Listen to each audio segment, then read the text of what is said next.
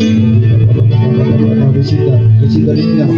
Receive the link now. We have a shit now. In the mighty name of Jesus now. That's the power of God. That's the power of God.